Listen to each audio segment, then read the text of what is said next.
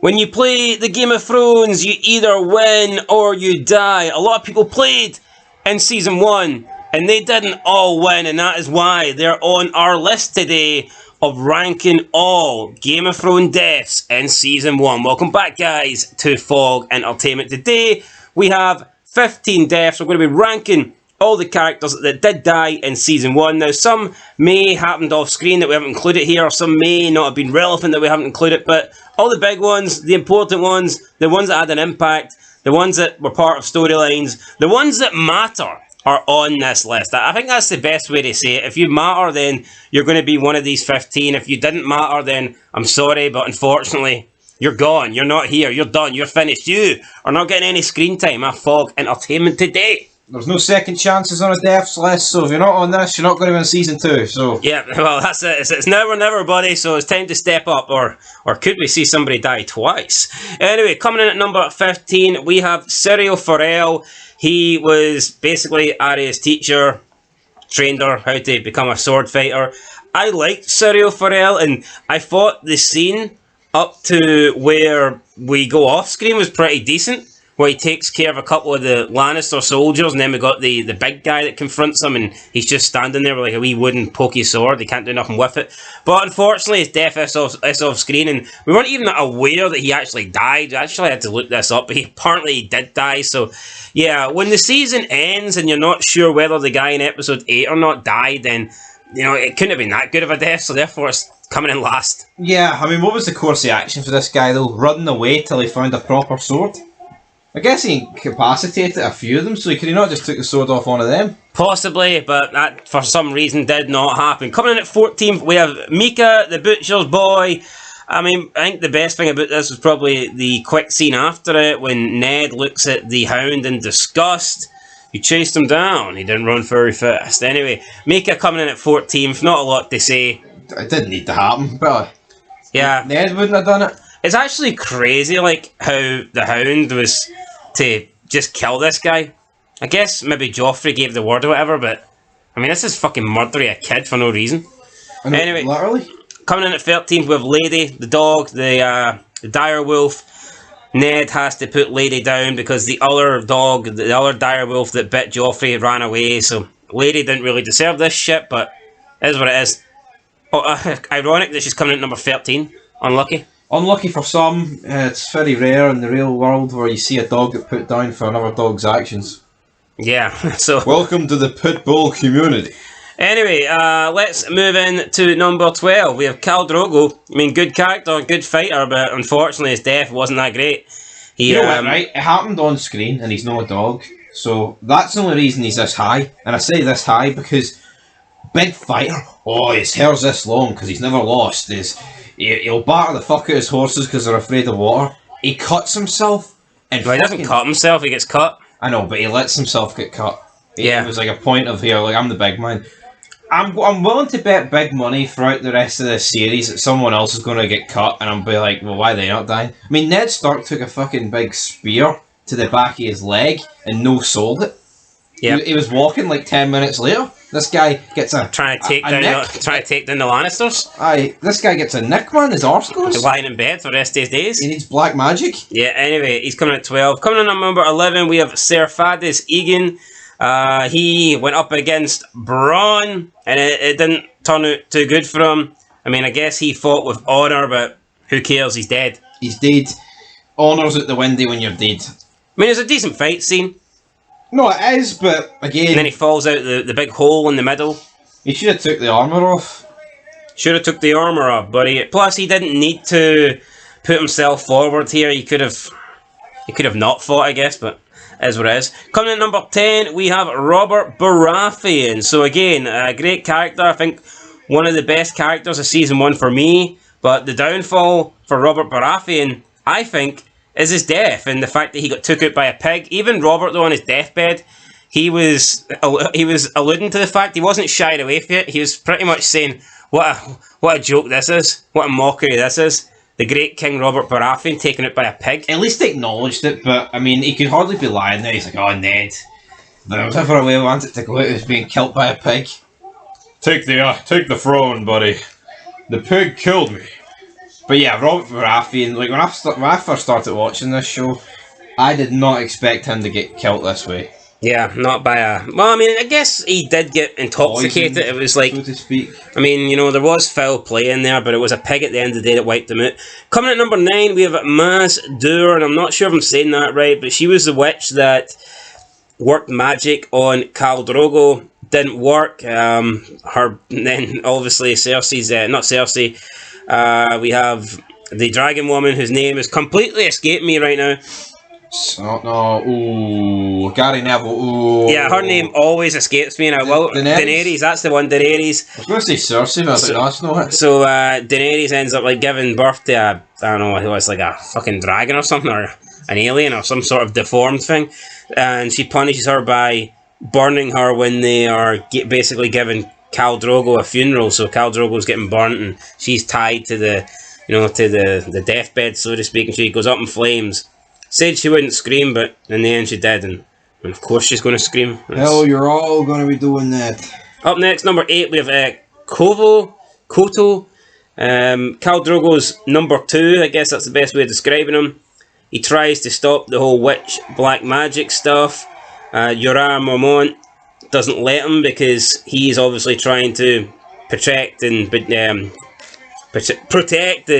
obey Daenerys, and he wanted Daenerys to go ahead with it. So he gets into a battle with Koto. It looks like Koto's winning, but his sword, his Taraki, I don't even know what you call those things. Those spears? Nah, the wee mad things. Whatever the Draki used, it wasn't good enough to penetrate the armour. It got stuck, and he then led to him getting attacked. So there you go. That's that. We have number 7, the Lannister assassin. Pretty decent death. Obviously, Lannister, Jaime pushed Bran out the window. Didn't finish the job. So therefore, we get the Lannister sending an assassin in to try and take care of him. But before he can do it, one of the direwolves essentially bites his throat out. And that was that. So, I mean, pretty good death there. No, it was a pretty good death for the throat getting bit out. And it was the surprise element. It was an actual fight scene. It wasn't like you just get jobbed out by a dog. There was a lot going into it. A lot of factors at play. Yes, and Caitlyn was there as well and could have died, I guess. Up next, up number 6, we have Ser Hugh of the Fale, or Fale, or Fale. He was basically set up to go one-on-one. With the Great One. With the Mountain. And, I guess the Mountain's weapon, his, like, javelin stick, was, I guess, set up. It was manufactured to break, I guess, and kill this guy. Because he had potentially had information. He was close to Jon Arryn, and therefore they wanted to take him out. So the Lannisters pretty much sentenced this guy to death, so he could not reveal any secrets. Coming to number 5, we have Jory Castle. Pretty good scene. I didn't really expect Jory to go out like this. Him and Ned are obviously left standing alone after Jaime Lannister's men take out Ned Stark's men, and then we see Jory cut down a few of Jaime Lannister's soldiers. And then he goes into battle with Jaime Lannister, and the battle approximately lasts maybe 3-4 seconds. Yeah, it's a very short battle. You know, to put up this bit of a fight, it was a bit poor, but they were outnumbered. Now, was Jaime Lannister showing, like, Jory no respect here? Or was he taking the easy way out? Or do you think it was more of a case of Jaime Lannister showing just how easily he could defeat this guy, that he managed to, like, basically block his sword with one hand and then take out a dagger and stab him through the eye? I mean, I think it was disrespectful, but in these scenarios, you don't really get the time to be disrespectful unless your opponent is of such bad stature. But this is Ned's like right hand man. Well, this guy looked good. He was taking down Jaime Lannister's men, but then yeah, I don't think it was disrespectful. I just think it was a case of it was like kill or be killed, and he just annihilated them. Yeah, stabbed him through the eye. Coming in at number 4, we have Will, the Deserter, first death of the series. We see him run away for the White Walkers. Obviously, Ned cannot have that, and he has to be the one to put him down.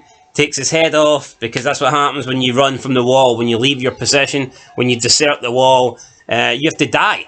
And unfortunately, Will died. But I thought it was a pretty good death. It's like Ned didn't want to do it, but he had to do it, kind of thing. First proper death of the series. Yes. Well, was it first? Well, I suppose the 2 people died before him, I guess. That's why I said proper. But yeah, we'll go with proper. Coming in number 3, we're moving into the podium spots now. We've got Mago.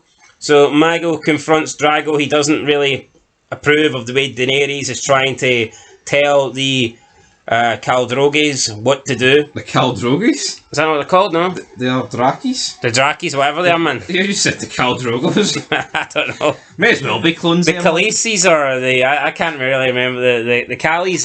The Resident Evil guy who put them over. He's like, the Khaleesi's Daenerys. They're not going to follow you. So he's not happy with the way that Khal Drogo's running this crew, I guess, because his wife's pretty much doing it at this point. Khal Drogo gets up, challenges him to a duel, but Drogo drops his weapons because he doesn't need weapons, I guess, to defeat Mago. He allows Mago to slice him, and that, probably didn't come back to work very well for Khal Drogo, considering that infection seemed to kill him. But we get a bit of a battle here. I wouldn't really call it a battle. It was more Mago swinging and missing before Khal Drogo disarmed him, and then literally ripped his throat out with his bare hands. So he did. But back to Khal Drogo, right? Are you trying to tell me in this guy's career he never got sliced before? Now, we don't know if Mago potentially had something on his sword, or could it be, or I don't know. I doubt he did. I wouldn't look too much into it. I mean, he could have, right? I guess he needed to play dirty to win, but I think he needed something a wee bit more than... Was he content dying, knowing, well, you know what, at least if he cuts himself here, I'll die, but he'll die as well? But no, what's crazy is, like, I mean, you didn't really... It wasn't even that big a cut. Now maybe the Dothraki, sorry, that's her name. Maybe the Dothraki don't have, like, medicine or, like, equipment or whatever to deal with cuts. They do seem a little bit outdated. Maybe if this happens in King's Landing or Winterfell, they've got... I'd argue they're all outdated. I doubt there's penicillin floating about. No, but I mean, do you not think maybe they've got in like Winterfell or King's Landing, they've got medicine or something they can give you for this? Or maybe even alcohol, or I don't know, something. Something that you can pour on the wound, but for some reason that didn't happen with Khal Drogo. Anyway, good death. Mago gets his throat ripped out. Horse piss, buddy. Anyway, moving into number 2, a really great death, in my opinion, was Viserys. He wanted a crown, a golden crown to be exact, and I guess in the end, technically, Khal Drogo was a man of his word because he gave him that golden crown by pouring over a pot of melted gold over his head, instantly killing him in about 1.2 seconds. I do like an ironic death. And then it was like the thud of you just heard, like, when his head thudded off the ground, it was like, just like the sound of gold. So yeah, he wanted a golden crown. He was desperate for a golden crown. I mean, he made a show of himself, and I think his days were numbered. I think Drogo was losing patience, but when he came in and he's pointing his sword at Daenerys' like stomach with a pregnant child, and he's threatening to kill everyone here, it's like, that's just not going to go down too well, is it? Yeah, well, what are you expecting, big man? Come on, seriously, have a word with yourself. But good death nonetheless. And coming at number 1, we have Ned Stark. Is it the greatest death?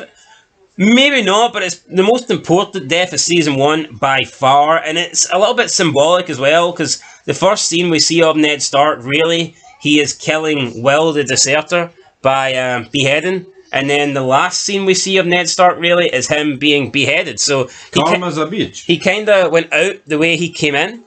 And, didn't want him to die. I think he was pretty much everyone's favourite character. Honourable man, but honour could not keep his head, unfortunately, in Season 1, guys. And that is our list. So let us know what you think down below. But that is how we're ranking the Game of Thrones deaths for Season 1. We'll catch you in the next one. Till then, though, been Fog Entertainment. Thanks for watching, and peace.